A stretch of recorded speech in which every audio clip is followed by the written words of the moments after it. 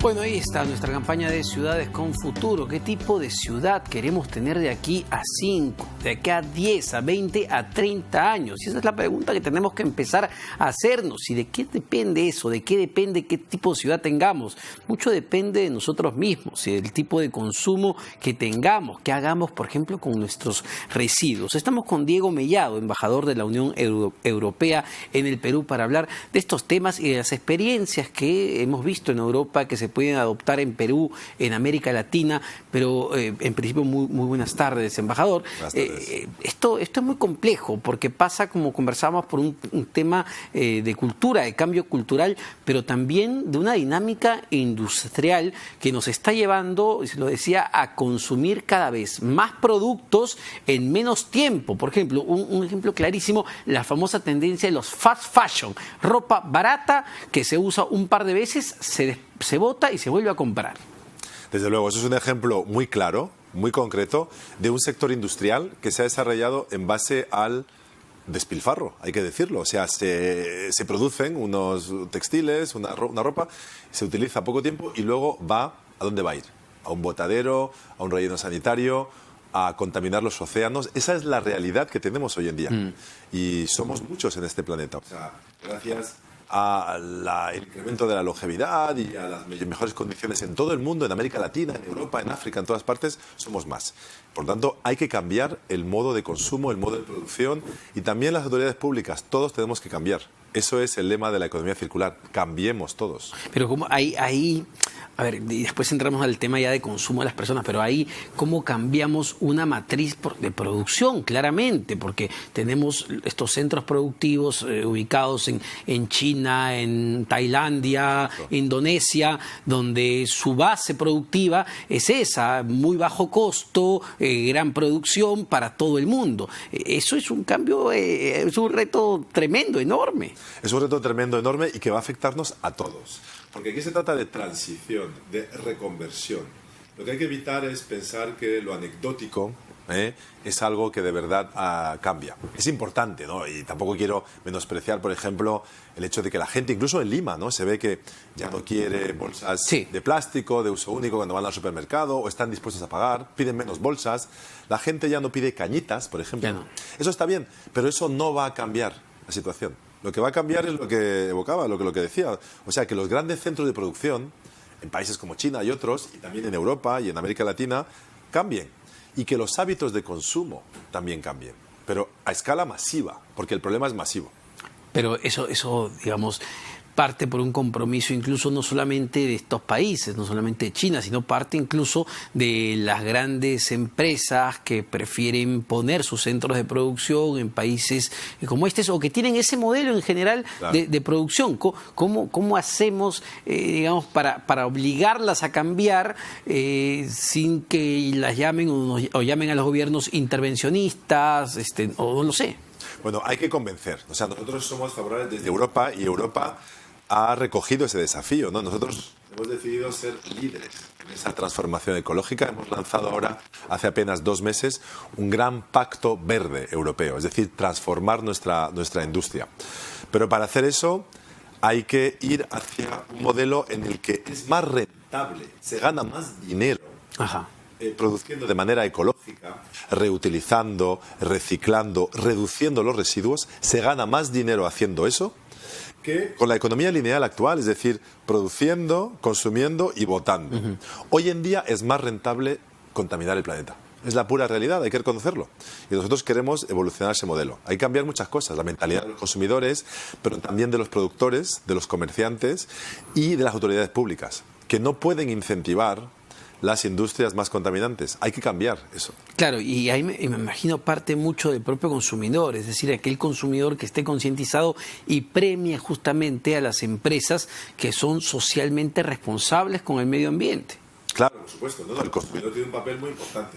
Pero una cosa es una realidad que hay que reconocer. O sea, no se le puede pedir al consumidor que tenga todo el peso Sí, claro. de la reconversión industrial sobre sus espaldas. No se puede decir la culpa es del consumidor porque consume. No, hace falta incentivos para el consumidor, hace falta facilidades. O sea, eso me parece clave. De eso vamos a hablar, embajador, volviendo de una pausa muy pequeña, sobre el tema de incentivos, ¿no? ¿Cómo hacemos para motivar a la gente a que cambie de mentalidad?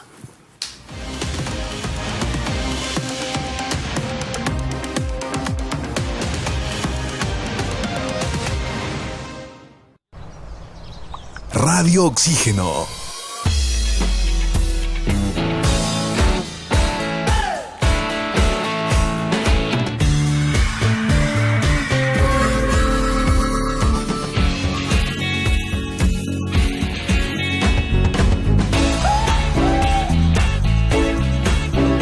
Vemos el mundo diferente porque respiramos buena música. Radio Oxígeno en Lima 102.1.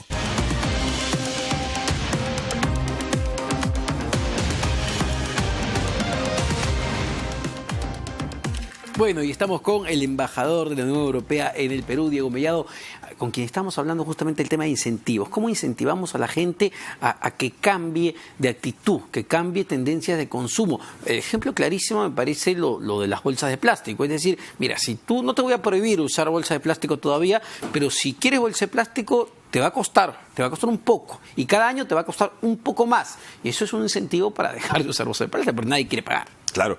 Y hay que incorporar en el precio el valor contaminante de un producto. Es decir, si usted se lleva 10 bolsas de plástico del supermercado, ¿verdad?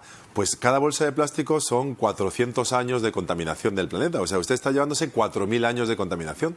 Eso tiene que tener un valor, usted tiene que pagar. ¿Usted quiere contaminar el planeta? Pues tiene que pagar, obviamente. Pero no es el único incentivo. O sea, el precio puede ser algo prohibitivo. Pero hay que dar incentivos positivos también. Claro. Es decir, hay que remunerar a aquellos consumidores que, por ejemplo, segregan los residuos, la basura en su hogar. Eso es fundamental. O sea, para que las ciudades tengan futuro, hace falta que todos nosotros estemos dispuestos a segregar.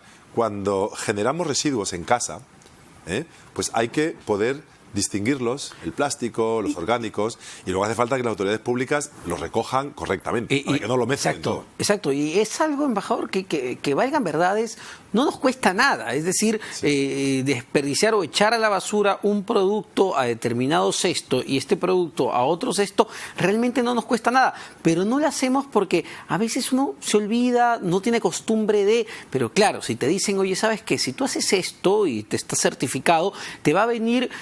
no sé, 10 soles menos en el recibo de agua todos los meses. Le juro que todo el mundo empieza a hacerlo. Efectivamente, efectivamente. Yo creo que es muy importante que la gente aprecie el valor que tiene ese tipo de responsabilización. O sea, usted de manera responsable segrega y por lo tanto debería tener algún tipo de ventaja.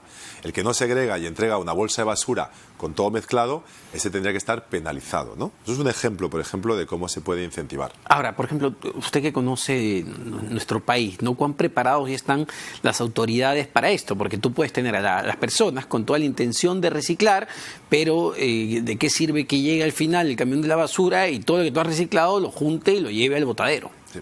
Eso es fundamental. O sea, este tema es el tema más importante, el de los poderes públicos. Y esta es la experiencia europea. Nosotros estamos, yo creo, puedo decir modestamente que estamos en la punta. O sea, somos los líderes mundiales, ¿no? de la economía circular y de la transición ecológica. No habrá transición ecológica sin las autoridades públicas. No habrá.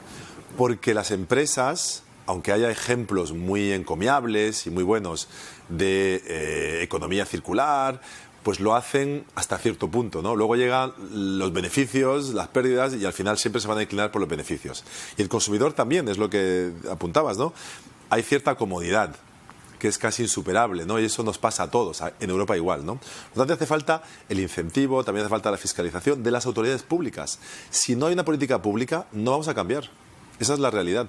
Y por lo tanto, el tema central es cómo convencer a las autoridades públicas de cada país. En Europa lo hacemos a través de la Unión Europea, pero también de los países. Y hace falta en el Perú que las autoridades públicas sean las que tomen el liderazgo No va a ser la empresa, no van a ser los consumidores. Yo creo que la cultura puede acompañar y en el Perú ya hay un caldo de cultivo interesante porque hemos visto que la gente está dispuesta a renunciar a las cañitas de plástico en los restaurantes. O sea, está dispuesta a renunciar a las bolsas de plástico. No, y los niños mismos, no sé, los niños en los colegios ya es un tema que está mucho más metido en sus cabezas y a veces uno los escucha y ellos tienen ya esa actitud. Claro, pero para que esto tenga un alcance importante y para que afecte a la economía y que tenga de verdad un impacto sobre el medio ambiente, hace falta los poderes públicos.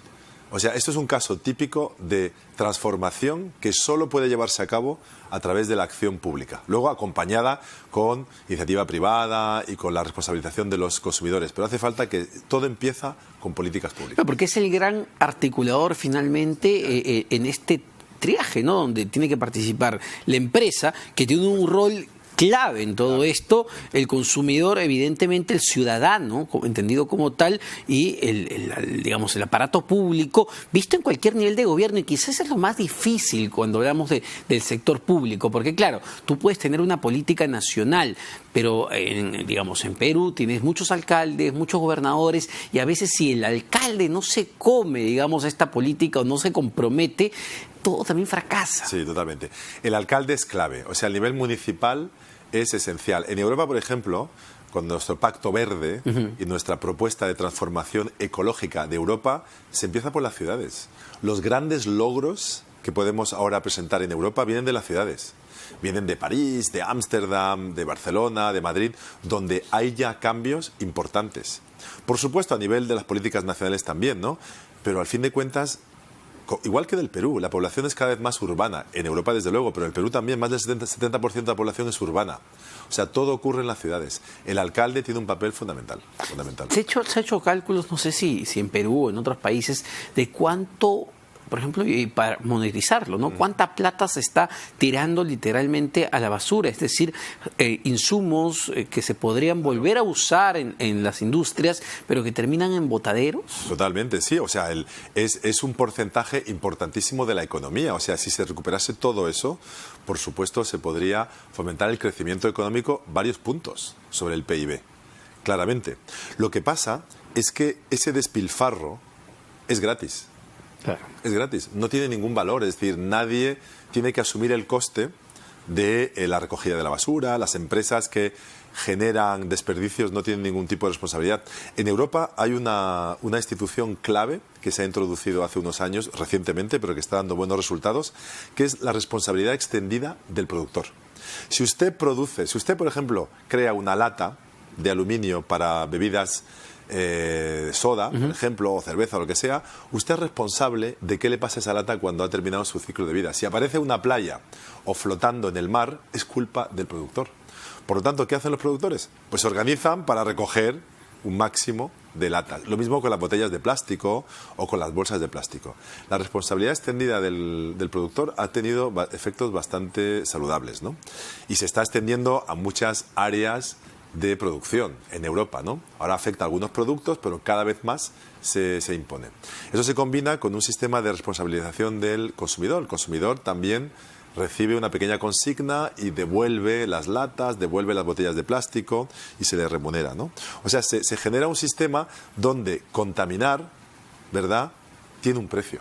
Claro. Hoy en día no lo tiene en muchos países. Pero ¿cómo ve estas experiencias ya en América Latina, ¿no? Países, por ejemplo, el Perú, donde la informalidad es enorme. Y me imagino que el tema de la informalidad es una barrera enorme también para intentar tener estos cambios. El tema de la informalidad, desde luego, es un obstáculo mayor, es un obstáculo importante, ¿no? Y creo que es un elemento más, la lucha contra la informalidad, que aboga, ¿verdad?, en favor de una sostenibilidad económica del Perú.